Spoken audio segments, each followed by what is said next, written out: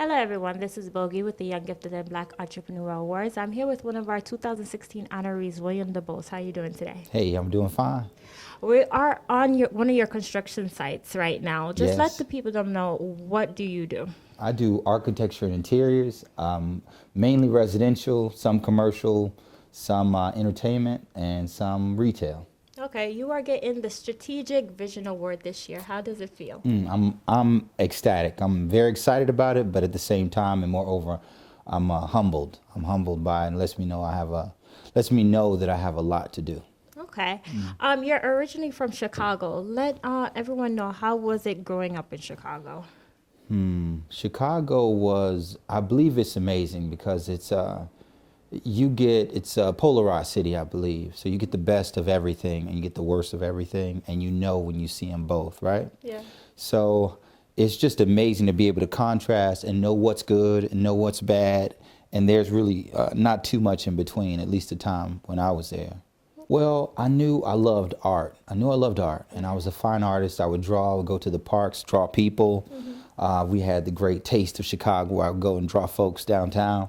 I would do that, and I also loved architecture too. So I would go visit the great work of Frank Lloyd Wright, and I'd also go visit people in the projects who were, that was a totally different type of housing too. Yeah. So, the high end and the low end. Okay, so you went to school for art, and then how did you progress into Well, architecture? let me tell you, it's a long story, but it's short. Let me make a short story, a long story long. Okay. I went to undergrad at University of Michigan. I went to grad at University of Michigan. Okay. While I was at Michigan, I left to go study at Oxford, and I left to go study at Morehouse. Okay. So those experiences kind of helped me out. Actually, I also studied in Florence, Italy, too. Okay. So I was always an artist, and people would, people liked my work. So they would say it's a hard transition to get into architecture. And listening to that actually was a big challenge that kind of not forced my hand, but it inspired me to go into architecture a little bit. So I went to Florence, Italy. That was my first trip to Europe, or overseas at least. Okay. And I went to Florence, Italy to study art history and the basilicas in Pisa, Pistoia, Lucca, Florence, which is like one of my favorite cities now. But studying that, I saw Michelangelo's work, and I noticed that he was an artist and an architect as well. Okay. I said, well, if he can do it, I can do it. It's a few hundred years later, I can do it too. Yeah. Some people might say, well, maybe I didn't have the resource as Will did, coming from Chicago, getting into art or, even architecture. What do you have to say to, young individuals that's coming up and trying to get into the field? Well, I guess the only resource you need is you. I make sure that I let people know what I do at all times. Okay. I work for myself, and that's a really big thing. I started off with the love of my parents and my family, and that's the most important thing I got. I didn't have money. I just had myself, and I had my support. So I think that's my biggest resource. Okay. Did you get scholarships going through college? I'll be honest, I hated school, and I hate organization. I hated the idea of someone telling me what to do or how to think or, what assignment to do. And it kind of is a tough thing, because now I'm told I don't just have one boss in an office. I have now I have at least 6 bosses, and they're all clients. So they all tell me what they like, they tell me what they want. And that same thing that I hated about school and about work, I really delve into it now. So anyway, to make a long story long again, I didn't get scholarships because I wasn't the best student. Okay. I was just I was very resourceful, and I would take advantage of every opportunity. So much so that I would travel every summer I got the chance to travel. I had a best friend who inspired me. He lived in the projects of Chicago. It's since been torn down, Henry Horner. And I believe at the time we made about $3.15 an hour, $3.15 an hour.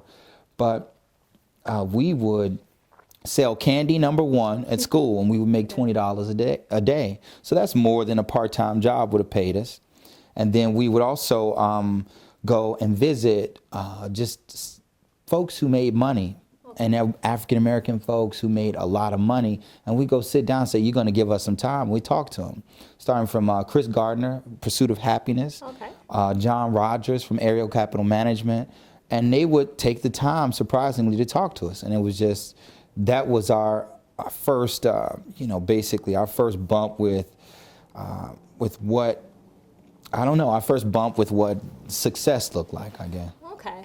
So how did you start your own business? Did you take out a loan, or, how did that work? Here's the thing. I just started doing it. Okay. And I think did I give you enough information about the scholarship? Because I know I didn't get one, but I was a good student. I was resourceful. That's good enough, right? How did I start the business? I just started it. I just started the business. I had the opportunity. I had friends that I played basketball with. Okay. Got with a good group of guys that play basketball. We play basketball on Saturdays. A couple guys said, "Look, Will, we want to talk to you. We saw your work with I think did some work with Anthony Mackie, great actor. Did some work with HGTV, Home and Garden Television, and it was basically the thing with Home and Garden Television was you take advantage of the opportunities that are out there. They're always casting calls. They're always people who need architects or designers, or they need whatever. They might need a plumber. They might need something, but you go in and you just, you vie for the position. Anyway, I went and I'd gotten on HGTV somehow, gotten on that. And I also did some work for some friends who just knew some people. And when I got the chance to do the work, people liked the work. And I had these two friends that came to me and said, we're opening up a company. We're buying 3 different companies out of a 20,000 square foot warehouse. So imagine this room right here is about maybe 150 square feet, right? So imagine this room into 20,000 square feet, 150 turned into. So it was an amazing space, 30 offices, a big cafeteria. So that was the start right there. And then from there, it went from job to job to job. And since then, I've done at least maybe 254 projects and counting. Currently, I have about, just this month, I laid out possibly about 127 AT&T stores. Laid them out, 127 in 1 month. Okay. So, what kind of architecture do you do? Do you do interior, exterior? Do you do the design? Do you do, what exactly? Well, a really good business person told me to say, I do everything you need to do. Everything you need, I got it. Okay? Because I've made the mistake of saying no before. Now, within my field of work, I guess, is interior architecture. I love that the most. I love it. I also am looking forward to get more experience with the ground up construction. I'm starting a project soon in Williamsburg, working on a restaurateur's home in Williamsburg, and that's going to be nice. It's starting from a garage. It's a 1-story garage, and we're going up about 2 floors. Well, we're going up 2 floors, 2 floors with an overhang of a deck of about I don't even know, I need to go into square feet, but we're going into a good size home, about the size of this, and half of it is an outdoor deck that transforms or transcends into a home. It goes into a living area, kitchen area. It's going to be beautiful. I'm getting excited about it already. So how do you stay current? Because, a lot of buildings nowadays are having glass. It's all glass. It's not like, the typical Williamsburg houses and stuff like that. So how do you stay current? Well, most of all, I think it's to stay alive. You keep working. You keep working because, look, I may not be the same old 21-year-old I was last year, because I'm 22 now, of course.